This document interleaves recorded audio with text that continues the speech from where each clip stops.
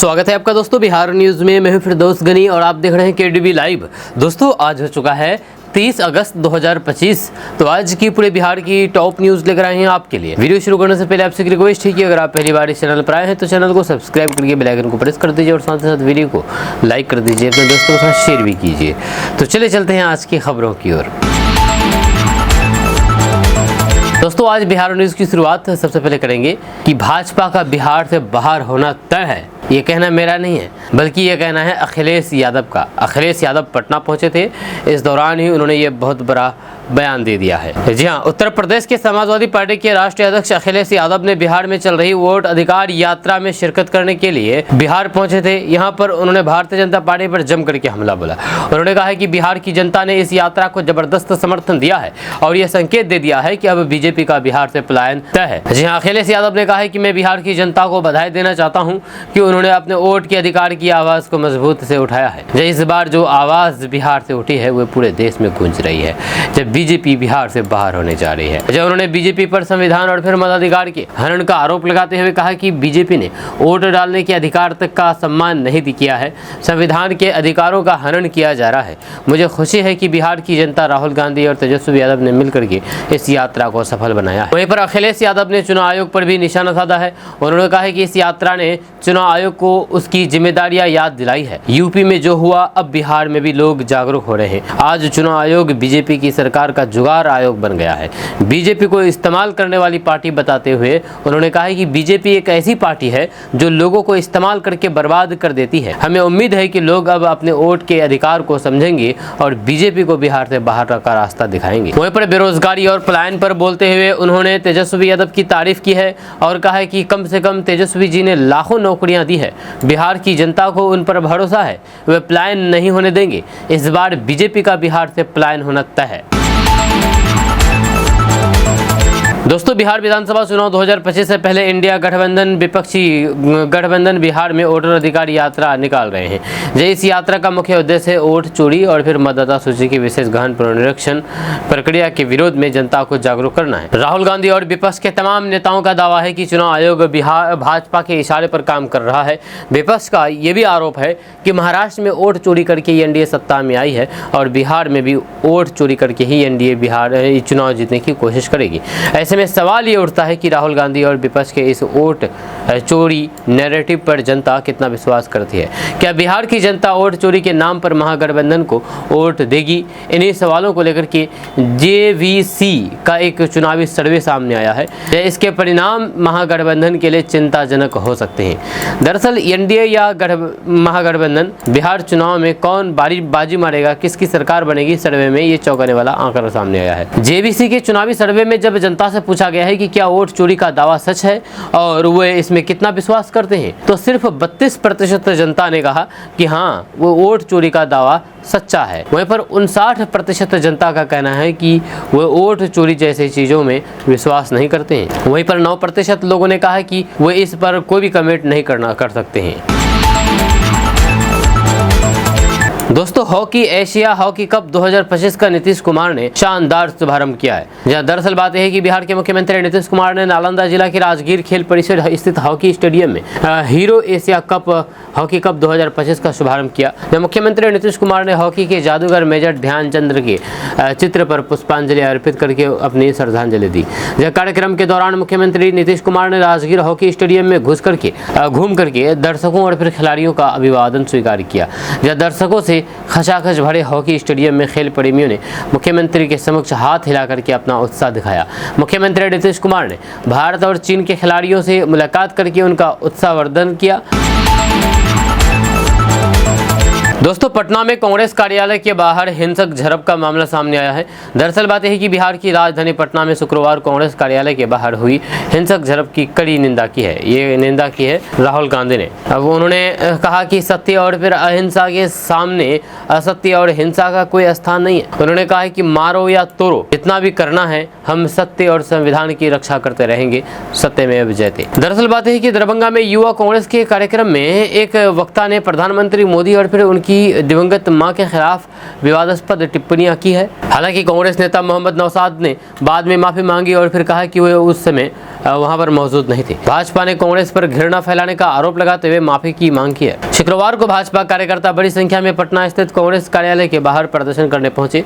वहां पर मौजूद लोगों और फिर वायरल वीडियो में देखा गया है कि दोनों पार्टियों के कार्यकर्ताओं के बीच हाथापाई, पत्थरबाजी, झंडे फाड़ने और फिर कांग्रेस की संपत्तियों को नुकसान पहुंचाने जैसी हिंसा हुई है। वहीं पर दरभंगा पुलिस ने भाजपा की शिकायत के आधार पर एफआईआर दर्ज की है और आरोपी रफीक उर्फ राजा को गिरफ्तार किया है, जो कथित रूप से विवादास्पद टिप्पणियां करने वाला व्यक्ति था।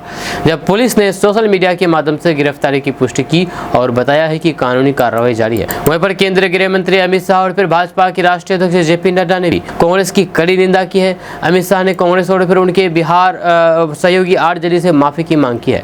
बिहार के मुख्यमंत्री नीतीश कुमार ने कहा है कि दरभंगा में वोटर अधिकार यात्रा के दौरान प्रधानमंत्री मोदी और उनकी दिवंगत माता के खिलाफ आपत्तिजनक भाषा का प्रयोग करना अत्यंत अनुचित है। दोस्तों, बिहार के दरभंगा में पीएम मोदी और उनकी मां पर अभद्र टिप्पणी यानी कि गाली देने वाले मोहम्मद रिजवी को पुलिस ने गिरफ्तार कर लिया है। मामला सोशल मीडिया पर जम करके वायरल हुआ था, जिसके बाद बीजेपी ने कांग्रेस और फिर राहुल गांधी पर निशाना साधा था। वायरल वीडियो और फिर शिकायत के बाद पुलिस ने रफीक की पहचान करके उसे गिरफ्तार किया।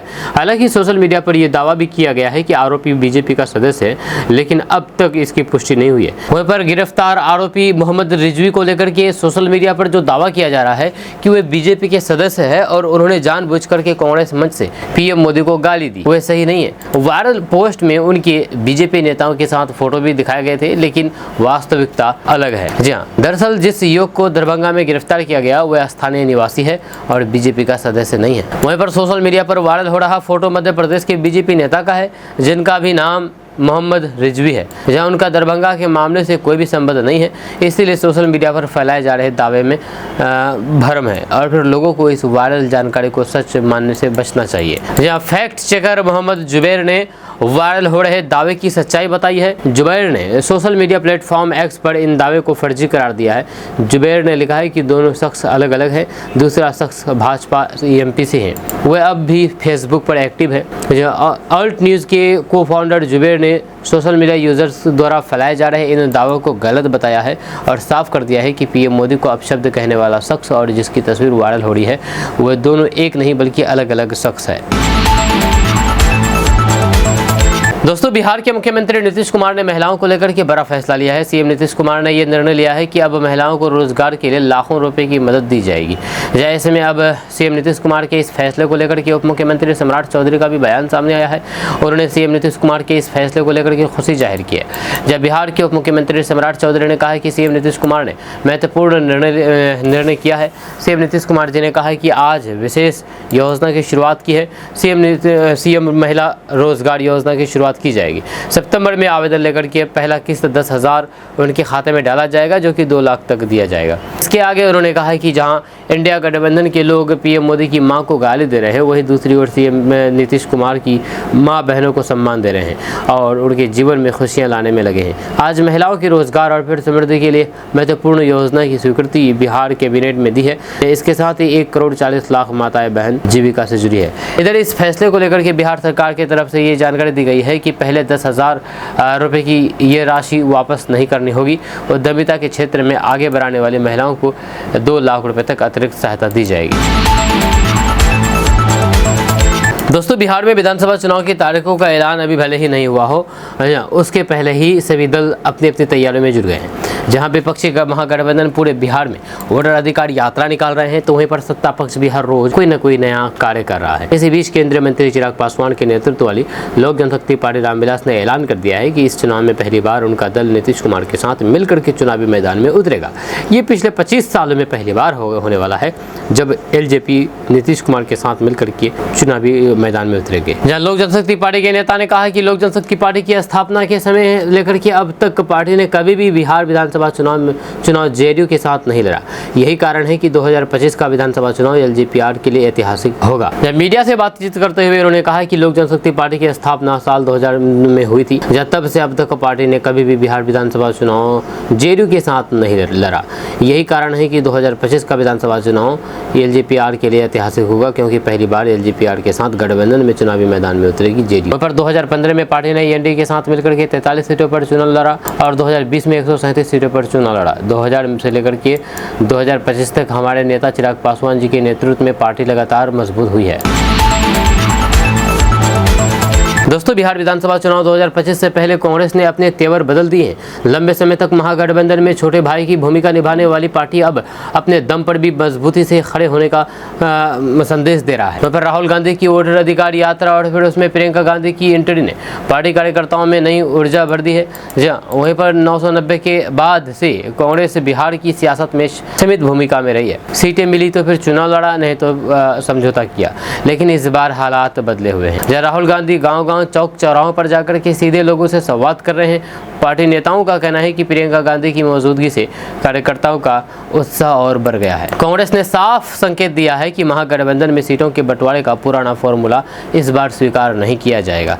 पार्टी न केवल अधिक सीटों पर दावा कर रही है, बल्कि उन सीटों पर जोर दे रही है जहां पर जीत की संभावना ज्यादा है। अब तक राहुल गांधी ने मुख्यमंत्री चेहरे पर कोई भी बयान नहीं दिया है। राजनीतिक गलियारों में चर्चा है कि कांग्रेस चाहती है कि इस पर फैसला दिल्ली और फिर पटना मिलकर के करे। इस तरह कांग्रेस ने स्पष्ट कर दिया है कि बिहार चुनाव 2025 में उसकी भूमिका सिर्फ सहयोगी ही की नहीं, बल्कि बराबरी की हिस्सेदारी निभाने वाली पार्टी की होगी।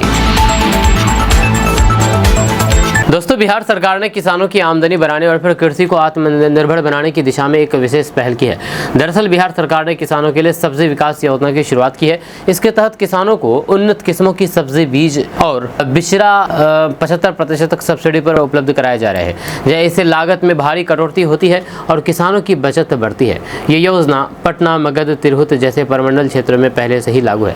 वहीं पर सरकार किसानों को न्यूनतम 1000 और अधिकतम 10,000 रुपए तक की सहायता राशि प्रदान कर रही है, जिससे उनकी आर्थिक क्षमता और फिर उत्पादन दोनों में सुधार हो रहा है। लाभार्थी रैयत और फिर गैर रैयत दोनों हो सकते हैं, बशर्ते उनके पास आवश्यक दस्तावेज हों और फिर वे निर्धारित भूमि सीमा के अंतर्गत आते हों। अब सवाल है कि आखिर कौन कौन से सब्जियों पर सब्सिडी मिल रही है। तो आपको बता दूं कि बिहार सरकार ने विशेष सब्जियां शामिल की है, जैसे कि ब्रोकली, कलर कैप्सिकम, टमाटर, फूलगोभी, बंदा गोभी और गर्मी में बैगन, कद्दू, करेला, भिंडी, खरबूज, तरबूज जैसे उन्नत किस्मों वाले फसल बिचरे या फिर हाइब्रिड बीज शामिल है।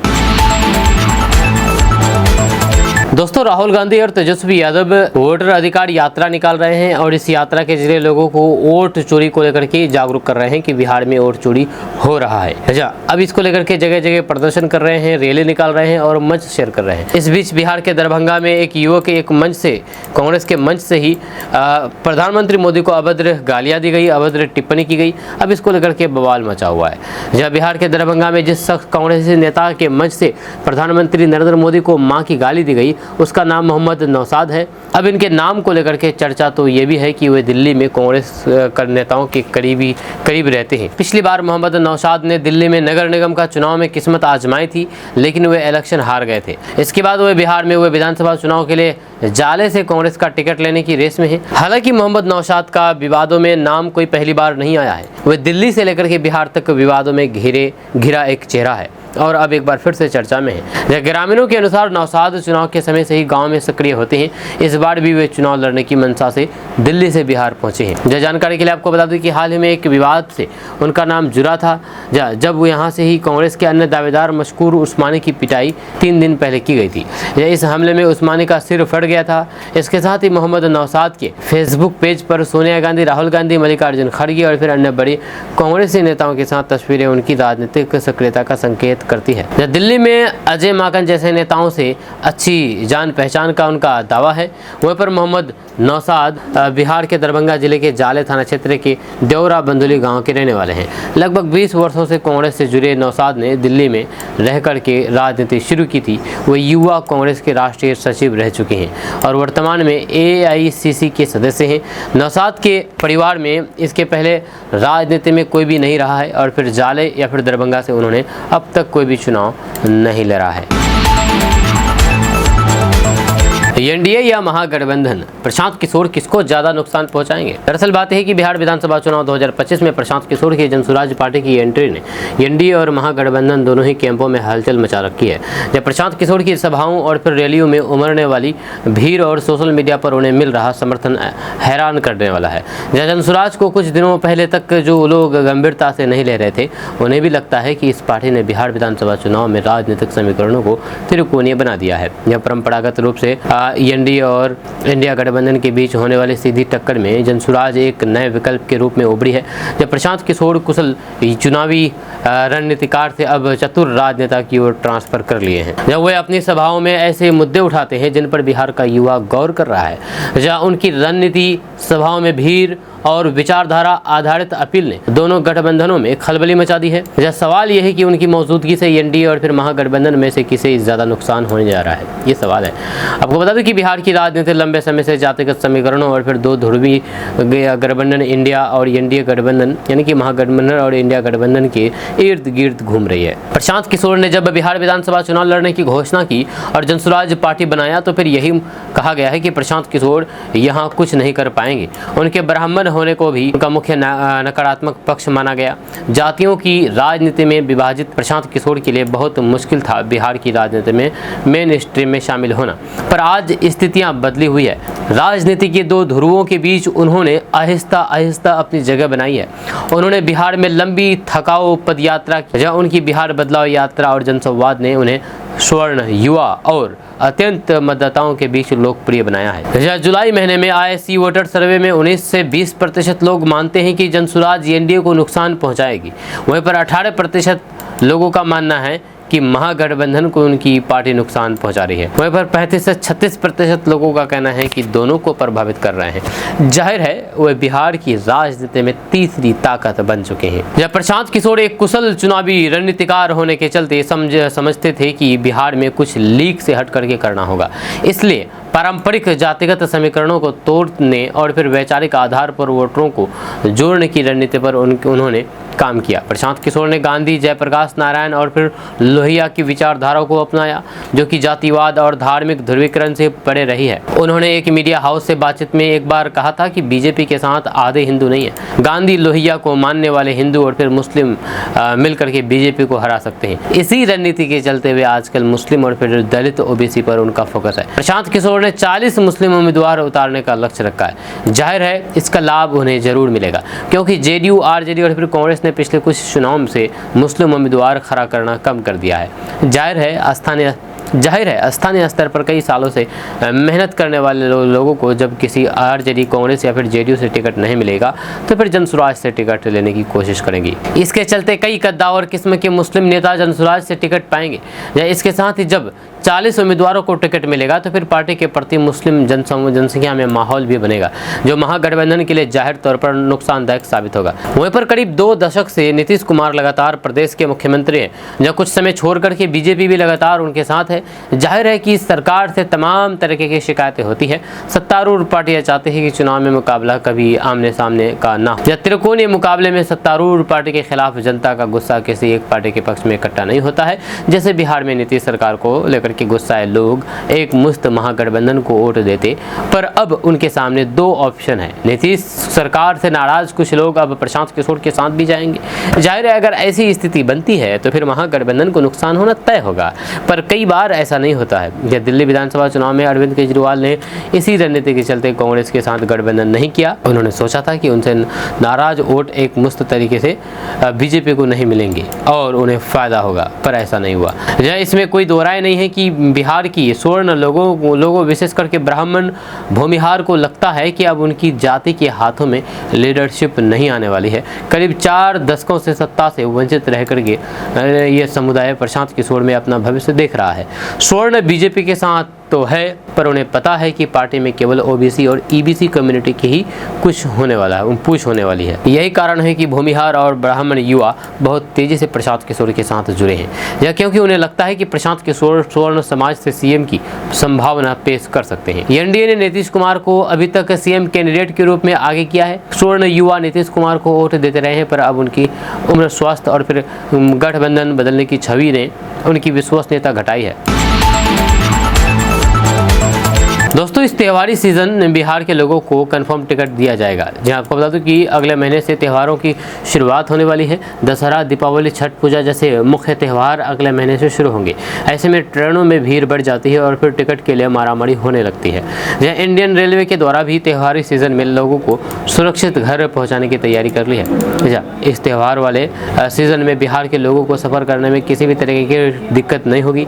बिहार के पटना, गया, मुजफ्फरपुर, समस्तीपुर, दानापुर और फिर पूर्णिया के साथ 8 स्टेशनों के लिए अमृत भारत एक्सप्रेस ट्रेन का संचालन रेलवे के द्वारा किया जाएगा। हालांकि अभी इसका रूट तय नहीं किया गया है। जब त्यौहार के सीजन में ट्रेनों में काफ़ी ज़्यादा भीड़ बढ़ जाती है, जिसकी वजह से लोगों को सफ़र के दौरान परेशानियों का सामना करना पड़ता है। अब रेलवे स्पेशल ट्रेन का संचालन करेगा ताकि सफ़र में किसी की तरीके की दिक्कत ना हो। वहीं पर अमृत भारत एक्सप्रेस ट्रेन जो चलाई जाएगी उसमें रैंक 16 बोगियों का होगा, जिसमें 8 स्लीपर और फिर 8 जनरल कोच शामिल होंगे।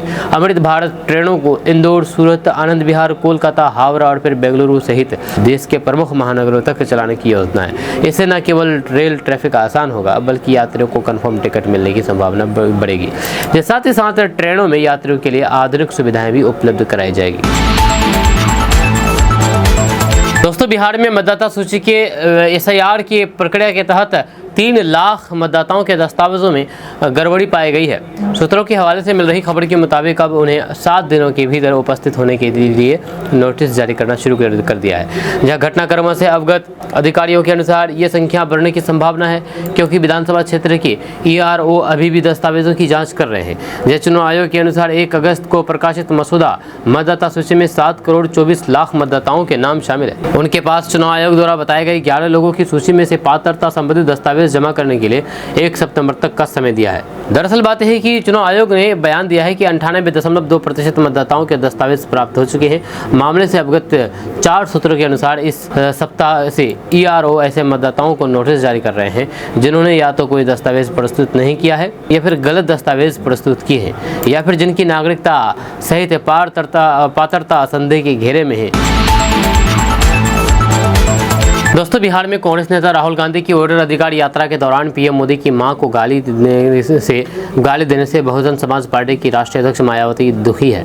मायावती ने कहा कि राजनीति में उच्च पदों पर बैठे लोगों के खिलाफ अभद्र टिप्पणी नहीं किया जाना दुखद और चिंतनीय है।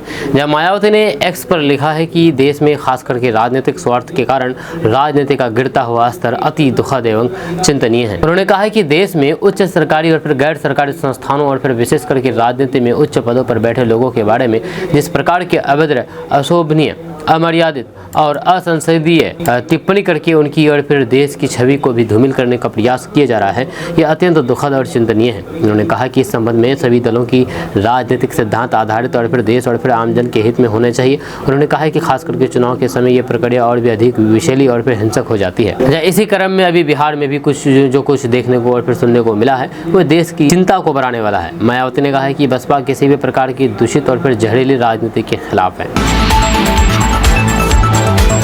दोस्तों कांग्रेस ने कल अमित शाह पर पलटवार किया है। कांग्रेस ने कहा है कि बिहार में वोटर अधिकार यात्रा को मिल रहे जन समर्थन से घबरा करके वे राहुल गांधी के बारे में झूठ फैला रहे हैं। अमित शाह ने असम में कहा है कि बिहार में कांग्रेस नेता राहुल गांधी को उनकी वोटर अधिकार यात्रा के दौरान प्रधानमंत्री मोदी और फिर उनकी दिवंगत मां के लिए कहे गए अपशब्दों के लिए माफी मांगनी चाहिए। इसको लेकर के रमेश ने X पर पोस्ट करके कहा कि केंद्रीय गृह मंत्री दुर्भाग्यपूर्ण तरीके से बदनाम करने और ध्यान भटकाने की कला में माहिर माने जाते हैं। बिहार में कांग्रेस की वोटर अधिकार यात्रा को मिल रहे जबरदस्त जन समर्थन से घबराए, असहज और बौखलाए गृह मंत्री अब राहुल गांधी और फिर अन्य नेताओं के बारे में झूठ फैलाने लगे हैं। दरअसल एक वीडियो सामने आया था जिसमें व्यक्ति दरभंगा में यात्रा के दौरान बनाए गए मंच से प्रधानमंत्री मोदी के खिलाफ अपशब्दों का इस्तेमाल करता हुआ दिखाई दे रहा है। इसी स्थान से राहुल गांधी, कांग्रेस महासचिव प्रियंका गांधी वाड्रा और राजद नेता तेजस्वी यादव मोटरसाइकिल से मुजफ्फरपुर के लिए रवाना हुए थे। दोस्तों क्या आप बिहार के रहने वाले हैं और बांस की खेती करना चाहते हैं तो आपके लिए बहुत अच्छी खबर है, क्योंकि बिहार सरकार 50% तक सब्सिडी दे रही है बांस की खेती करने के लिए। आपको बता दें कि बांस की खेती से किसान अब मालामाल होंगे, क्योंकि बिहार सरकार 50% तक भारी सब्सिडी दे रही है। जहाँ बिहार सरकार के राष्ट्रीय बांस मिशन योजना के तहत बांस की खेती को बढ़ावा देने का उद्देश्य किसानों को स्वरोजगार और आय में वृद्धि के अवसर प्रदान करना है। यह क्योंकि इस योजना के तहत किसानों को बांस की खेती के लिए सब्सिडी दी जाएगी, जिससे न केवल किसानों की आय में वृद्धि होगी बल्कि ये योजना रोजगार के अवसर भी सृजित करेगी। जी हाँ, 27 जिलों के किसानों को इस योजना का लाभ मिलेगा। इसके तहत जिलेवार लक्ष्य तय कर लिया गया है, जिसमें समस्तीपुर में 17 हेक्टेयर भूमि पर बांस की खेती की योजना बनाई गई है। इस योजना के अंतर्गत किसानों को अनुदान पर बांस की खेती के लिए मदद मिल रही है। उद्यान विभाग ने नर्सरी स्तर पर भी बांस की खेती को प्रोत्साहित किया है, जहां पर आधे एकड़ में बांस की खेती की दिशा में कार्य किए जाएंगे। दोस्तों, रोहतास के सासाराम में राहुल गांधी के पुतला फूंकने को लेकर के बीजेपी के दो पूर्व विधायक आमने सामने हो गए। देखते ही देखते बात इतनी बढ़ गई कि एक ने दूसरे को चुट्ठा बेईमान तक कह डाला। दोनों पूर्व विधायकों की बातें सुनकर के वहां मौजूद बीजेपी के अन्य कार्यकर्ता अवाक रह गए। दरअसल भाजपा के पूर्व विधायक रामेश्वर चौरसिया न्यू एरिया मोड़ पर राहुल गांधी का पुतला फूंक रहे थे। तभी पुतला में आग लगाया ही गया था कि सासाराम के पूर्व विधायक जवाहर प्रसाद वहां पहुंच गए तथा पुतला को कांग्रेस कार्यकर्ताओं के गेट पर फूंकने की बात करने लगे। वहां पर पूर्व विधायक जवाहर प्रसाद जलता हुआ पुतला को लेकर के कांग्रेस कार्यालय की तरफ भागे और कांग्रेस कार्यालय पर जाकर के पुतला को दहन किया। इस दौरान नौखा के पूर्व विधायक रामेश्वर चौरसिया तथा सासाराम के पूर्व विधायक जवाहर प्रसाद आमने सामने हो गए। रामेश्वर चौरसिया के द्वारा फूके जा रहे पुतले को लेकर के जवाहर प्रसाद भाग खड़े हुए और फिर उसे कांग्रेस कार्यालय के सामने जाकर के फूंक दिया। बड़ी बात यह है कि इस दौरान चेनारी के भाजपा के वर्तमान विधायक और फिर पूर्व मंत्री मुरारी प्रसाद गौतम भी मौजूद रहे। मुरारी प्रसाद गौतम और रामेश्वर चौरसिया सहित अन्य कार्यकर्ता कांग्रेस कार्यालय पहुंच गए और कांग्रेस कार्यालय के गेट पर आकर के राहुल गांधी का पुतला फूंक दिया। दोस्तों, प्रशांत किशोर ने नीतीश सरकार के महिलाओं को 10,000 रुपये की मदद देने पर प्रशांत किशोर ने कहा कि ये जनता की ताकत है। जहाँ बिहार में हर परिवार की एक महिला को 10,000 रुपये देने के सरकार के फैसले की तारीफ हो रही है। जनसुराज के संस्थापक प्रशांत किशोर ने इस पर खुशी जताई है। उन्होंने कहा कि ये जनता की ताकत है, जिसकी वजह से सरकार को ये फैसला लेना पड़ा। समस्तीपुर में बदलाव यात्रा करने पहुंचे प्रशांत किशोर ने बिहार के नेताओं पर निशाना साधा। नीतीश सरकार के मंत्री श्रवण कुमार के भागने के सवाल पर तंज कसते हुए उन्होंने कहा कि बिहार के सभी भ्रष्ट नेताओं और फिर अफसरों को जनसुराज और फिर प्रशांत किशोर का नाम सुनकर के भागना ही है। अब ये लोग जनता द्वारा गांव में भगाए जा रहे हैं। नवंबर के बाद हम लोग इन्हें इनके ऑफिस से भगा देंगे। प्रशांत किशोर ने कहा कि 20 साल मुख्यमंत्री नीतीश कुमार ने कुछ नहीं किया, अब झूठा ही सही वादा किए हैं। इसी तरह आशा कार्यकर्ताओं का मानदेय बढ़ा, रसोइयों का सैलरी बढ़ गया। अभी शुरुआत हुई है। अगर बिहार के युवा जाग जाए तो फिर नवंबर के बाद बिहार में देश की सबसे अच्छी व्यवस्था बनाई जाएगी। उन्होंने कहा है कि जनसुराज ने नवंबर के बाद प्रत्येक परिवार को 20,000 रुपये का लाभ देने का ऐलान किया है। इसी से डर करके ये 10,000 रुपये देने का ऐलान किया है। अगर दे दें तो फिर बहुत अच्छी बात है। यही बात हम जनता को समझा रहे हैं। आप जाग जाइए तो सरकार किसी की भी रहे, आपका फायदा होगा। आपको बता दूं कि इससे पहले प्रशांत किशोर ने उजियारपुर की जनसभा में जनता से बड़ा वादा करते हुए कहा कि दिसंबर 2025 से 60 साल से अधिक उम्र के हर पुरुष और फिर महिलाओं को 2,000 रुपये मासिक पेंशन दी जाएगी। इसके साथ उन्होंने बड़ा ऐलान किया है कि जब तक सरकारी विद्यालय में सुधार नहीं हो जाएगा तब तक आप अपने 15 साल से कम उम्र के बच्चों को निजी स्कूलों में पढ़ाएं और फिर उनकी फीस सरकार भरेगी ताकि गरीब का बच्चा भी अंग्रेजी मीडियम स्कूल में पढ़ सके।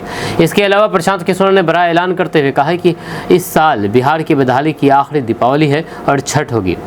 इसके बाद उजियारपुर की या फिर समस्तीपुर के युवाओं को 10 से 12,000 रुपये की मजदूरी करने के लिए अपना घर परिवार छोड़ करके बाहर नहीं जाना पड़ेगा। बिहार भर के ऐसे 50 लाख युवाओं को वापस बुला करके उन्हें यही 10 से 12,000 रुपये का रोजगार दिया जाएगा। दोस्तों, विरोध करने वालों पर असदुद्दीन ओवैसी ने बड़ी बात कह दी है।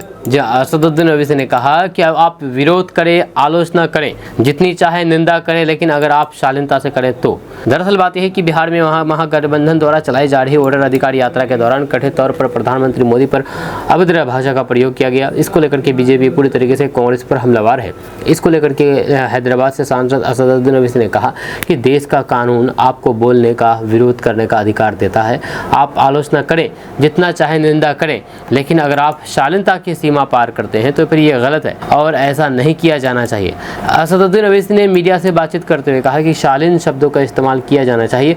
आप बोले, विरोध करें और फिर आलोचना करें, जितना चाहे निंदा करें, लेकिन अगर आप शालीनता की सीमा पार करते हैं तो फिर ये गलत है और ऐसा नहीं किया जाना चाहिए, चाहे वह किसी के बारे में भी हो। प्रधानमंत्री की आलोचना करें, लेकिन एक बात याद रखें कि अगर आप सीमा पार कर रहे हैं तो फिर ये सही नहीं है, या तब हमारी बहस का विषय गलत और फिर अश्लील होगा।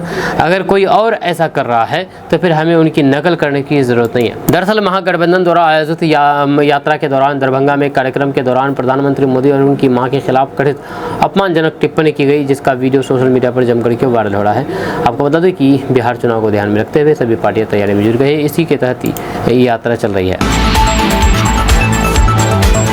दोस्तों, किशनगंज में जेडीयू की तारीफ करना एक युवक को महंगा पड़ गया, क्योंकि जनसुराज के कुछ कार्यकर्ता नेताओं ने मिल करके उस युवक की जम करके पिटाई कर दी। आपको बता दें कि लोकतंत्र में हर नागरिक को अपनी राय रखने का हक है, लेकिन किशनगंज जिले में ये अधिकार एक युवक को भारी पड़ गया। जिया पोखर थाना क्षेत्र के बंदर झूला निवासी सोनू सिंह ने मुख्यमंत्री नीतीश कुमार की सरकार की तारीफ क्या कर दी, जनसुराज पार्टी के कार्यकर्ताओं ने उनके बहरे में से पिटाई कर दी। यह मामला इतना गंभीर है कि अब ये सिर्फ एक हमले की घटना नहीं रह गई, बल्कि लोकतांत्रिक मूल्यों और फिर अभिव्यक्ति की आज़ादी पर भी बड़ा सवाल खड़ा कर रहा है। अब सवाल है कि आखिर ये घटना कैसे हुई। तो आपको बता दूं कि पीड़ित सोनू सिंह ने पुलिस को बताया कि जनसुराज पार्टी के समर्थक कई लोगों के साथ पहुंचे। आरोप है कि इन लोगों ने जबरन सोनू को बाइक पर बैठाया और नेपाल बॉर्डर के पास स्थित एसएसबी कैंप के नजदीक ले गए। वहां पहुंचते ही उनसे सवाल किया गया कि तुमने जनसुराज को वोट क्यों नहीं दिया, नीतीश कुमार को वोट क्यों दिया। बस इसी सवाल जवाब के बीच विवाद इतना बढ़ा कि सोनू की बहरे में से पिटाई कर दी गई। वहाँ पर घटना की जानकारी जैसे ही सोनू की पत्नी कुसुम देवी को मिली तो वे तुरंत मौके पर पहुंची। एसएसबी के जवानों की मदद से किसी तरह सोनू को हमलावरों से छुड़ाया गया और उन्हें तुरंत किशनगंज अस्पताल में भर्ती कराया गया। फिलहाल उनकी हालात खतरे से बाहर बताई जा रही है, लेकिन परिवार दहशत में है। कुसुम देवी ने साफ कहा कि उन्हें इस मामले में न्याय चाहिए और दोषियों पर कड़ी कार्रवाई होनी चाहिए। वहीं पर एसडीपीओ मंगलेश कुमार ने बताया है कि इस मामले में दोनों पक्षों से आवेदन लिया गया है। वहीं पर थाना अध्यक्ष गौतम कुमार ने पुष्टि की है कि पीड़ित की शिकायत के आधार पर आरोपियों को गिरफ्तार कर लिया गया है। जब पुलिस का कहना है कि मामले की निष्पक्ष जांच की जा रही है और दोषियों को किसी भी हालात में बख्शा नहीं जाएगा, पुलिस का ये कहना है। आपको बता दें कि इस घटना ने किशनगंज ही नहीं बल्कि पूरे बिहार में राजनीतिक की सरगर्मी बढ़ा दी है। सवाल यह है कि क्या किसी नागरिक को अपनी राजनीतिक पसंद बताने या फिर मुख्यमंत्री की तारीफ करने के कारण इस तरीके की हिंसा का शिकार होना चाहिए। ये सिर्फ एक युवक की पिटाई का मामला नहीं है, बल्कि लोकतंत्र की उस आत्मा पर हमला है जिसमें हर किसी को अपनी राय रखने का अधिकार है। वहाँ पर राजनीतिक जानकार मानते हैं कि इस तरह की घटनाएं लोकतंत्र को कमजोर करती है और लोगों में डर का माहौल पैदा करती है। अगर कोई नागरिक अपनी मर्जी से किसी पार्टी या फिर नेता को वोट नहीं दे सकता तो ये लोकतांत्रिक व्यवस्था की असफलता है। विशेषज्ञों का मानना है कि ऐसी घटनाओं पर तुरंत और फिर सख्त कार्रवाई होनी चाहिए। राजनीतिक दलों को भी अपने कार्यकर्ताओं को स्पष्ट संदेश देना होगा कि विरोधियों से असहमति रखना ठीक है, लेकिन हिंसा और दबाव लोकतंत्र के खिलाफ है। साथ ही आम जनता को भी ये समझना होगा कि वोट और राजनीतिक राय हर नागरिक का व्यक्तिगत अधिकार है। किशनगंज में आज दफ्तरी ग्रुप में बड़ी हलचल मची है, क्योंकि आज आयकर विभाग की टीम छापेमारी कर रही है। जी हां, किशनगंज और आसपास के जिलों में शुक्रवार सुबह अचानक बड़ी हलचल मच गई जब आयकर विभाग की टीम ने उद्योगपति जयकरण दफ्तरी और फिर उनसे जुड़े कारोबारियों के ठिकानों पर एक साथ छापेमारी शुरू कर दी। यह कार्रवाई सिर्फ बिहार तक ही सीमित नहीं रही, बल्कि गुजरात, राजस्थान और पश्चिम बंगाल तक फैली है। बताया जा रहा है कि 4 राज्यों के करीब 40 ठिकानों पर एक साथ रेड की जा रही है। जब किशनगंज में सुबह 7 बजे करीब 108 गाड़ियों के काफिले के साथ 200 से ज्यादा आयकर अधिकारियों की टीम पहुंची। देखते ही देखते शहर के नेमचंद्र रोड, भगत टोली रोड, धर्मशाला रोड और पश्चिम पाली इलाके में अफरा तफरी मच गई। टीम ने दफ्तरी मेगा मार्ट, दफ्तरी मॉल, दफ्तरी होटल और दफ्तरी फर्नीचर शोरूम समेत करीब 18 जगहों पर छापा मारा है। जयकरण दफ्तरी का कारोबार चाय बागान, मॉल, कपड़ा, फर्नीचर, होटल और ठेकेदारी से लेकर के गाड़ियों के व्यापार तक फैला हुआ है। छापेमारी के दौरान कई जगह भारी पुलिस बल और फिर अर्धसैनिक बलों की तैनाती की गई, ताकि किसी भी तरह की गड़बड़ी या फिर विरोध की स्थिति से निपटाया जा सके। वहाँ पर स्थानीय लोगों के अनुसार आयकर विभाग की टीमें दस्तावेजों और फिर संपत्ति से जुड़ी हुई कागजात खंगाल रही है। उधर कटिहार में भी मक्का कारोबारी राजेश चौधरी के आवास और फिर गोदाम पर रेड की गई है। राजेश चौधरी क्षेत्र में प्रभावशाली कारोबारी माने जाते हैं। उनके सेमापुर स्थित आवास और फिर कई गोदामों की जांच की जा रही है। बताया जा रहा है कि कटिहार के बराड़ी प्रखंड में 7, सिला में 2, भागलपुर के नवगछिया में 2 और खगड़िया में 1 गोदाम पर भी कार्रवाई की जा रही है। इधर पश्चिम बंगाल के सिलीगुड़ी, गुजरात के सूरत और राजस्थान के थरूर में भी दफ्तरी परिवार और सहयोगियों से जुड़े हुए ठिकानों पर छापे मारे गए हैं। यह जानकारी के मुताबिक इन जगहों पर कारोबारी परिवार लंबे समय से रह रहा है और फिर यहीं से बड़े लेन देन और फिर निवेश किए जाते रहे हैं। इस कार्रवाई के दौरान मीडिया कर्मियों ने मौके पर जाकर के वीडियो बनाने की कोशिश की। आयकर विभाग की एजेंसियां इस पूरे ऑपरेशन को बेहद गोपनीय रखना चाहती है, क्योंकि कई सारे मीडिया कर्मी जब वीडियो बनाने की कोशिश की तो फिर उसकी फुटेज को डिलीट करवा दिया गया। वहीं पर स्थानीय लोगों का कहना है कि ये कार्रवाई क्षेत्र में फैले कथित भ्रष्टाचार और काले धन के खिलाफ बड़ी पहल है। वहीं पर कारोबारी जगत में भी इस रेड की चर्चा तेज है। दोस्तों, सीमांचल का असली राजा कौन है? क्या राहुल गांधी तेजस्वी यादव की जोड़ी धूम मचा पाएगी सीमांचल में, या फिर ओवैसी फैक्टर यहां पर फिर से 2020 जैसा खेला करेगा? अभी हम इस बारे में चर्चा करेंगे। जैसे कि आपको पता है कि राहुल गांधी और तेजस्वी यादव वोट अधिकार यात्रा के तहत सीमांचल आए हुए थे। या राहुल गांधी और तेजस्वी यादव की सीमांचल यात्रा से क्या बिहार में ओवैसी पॉलिटिक्स का डब्बा बंद हो जाएगा? अभी सवाल है। कांग्रेस और फिर आरजेडी के लिए सबसे बड़ी चुनौती क्या फिर एआईएमआईएम बनने वाली है? ये भी सवाल है। सीमांचल का असली राजा कौन, ये तो खैर आने वाले वक्त ही बताएंगे, लेकिन आप भी अपना राय जरूर बताइए नीचे कमेंट बॉक्स में कमेंट करके कि सीमांचल का असली राजा कौन होगा। आपको बता दें कि कांग्रेस नेता राहुल गांधी और आरजेडी के सीएम फेस तेजस्वी यादव ने वोटर अधिकार यात्रा के माध्यम से बिहार का चुनावी माहौल को गर्मा रखा है। जब सासाराम से शुरू हुई राहुल और तेजस्वी की यात्रा सीमांचल में प्रवेश होकर के गुजर चुकी है। जब राहुल की इस यात्रा से सीमांचल का माहौल कितना बदलेगा ये कहना अभी मुश्किल है, लेकिन राहुल और तेजस्वी की सभाओं में जुट रही भीड़ को देख करके अंदाजा लगाया जा सकता है कि बिहार चुनाव 2025 में कुछ तो खेल होने वाला है।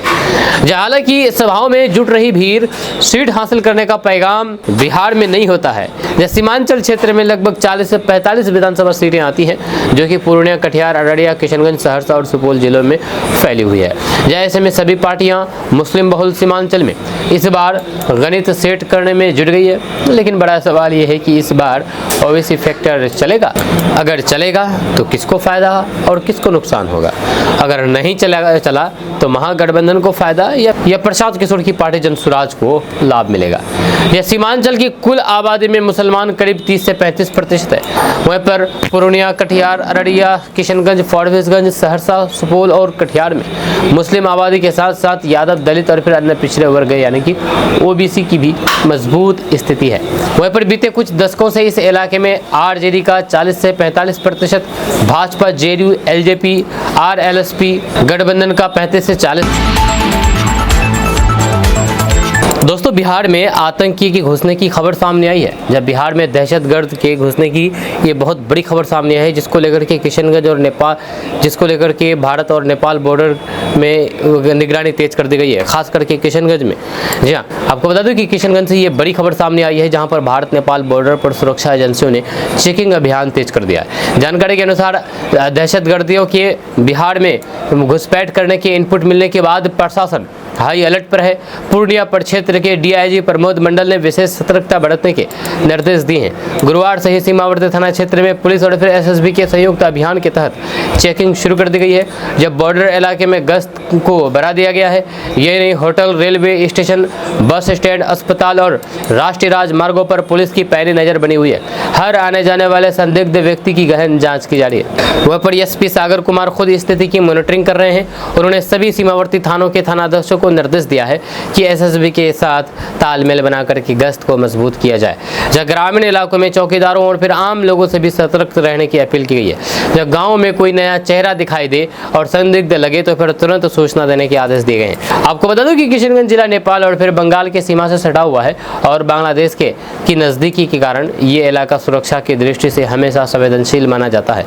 यही वजह है कि खुफिया एजेंसियां यहाँ की हर गतिविधि पर कड़ी नजर बनाए रखती है। इस समय बॉर्डर इलाके में न सिर्फ पुलिस बल्कि पैरामिलिट्री बलों की भी तैनाती बढ़ा दी गई है। सुरक्षा जांच के दौरान यात्रियों से पहचान पत्र की गहन जांच की जा रही है और संदिग्ध वाहनों को रोक करके तलाशी ली जा रही है। कुल मिलाकर के किशनगंज में सुरक्षा एजेंसियां पूरी तरीके से अलर्ट मोड पर है और हर संदिग्ध गतिविधियों पर कड़ी निगरानी रखी जा रही है। आपको बता दें कि दहशतगर्दियों के घुसपैठ की आशंका को देखते हुए बॉर्डर एरिया में रहने वाले लोगों को भी सतर्क रहने की हिदायत दी गई है। रिपोर्ट्स के अनुसार पाकिस्तान से जुड़े हुए 3 दहशतगर्द नेपाल की सीमा पार करके बिहार में घुस चुके हैं। सूत्रों का कहना है कि ये दहशतगर्द प्रतिबंधित संगठन जैश ए मोहम्मद से संबंध रखते हैं। इनमें रावलपिंडी का रहने वाला हसनैन अली, उमरकोट निवासी आदिल हुसैन और भावलपुर का निवासी मोहम्मद उस्मान शामिल है।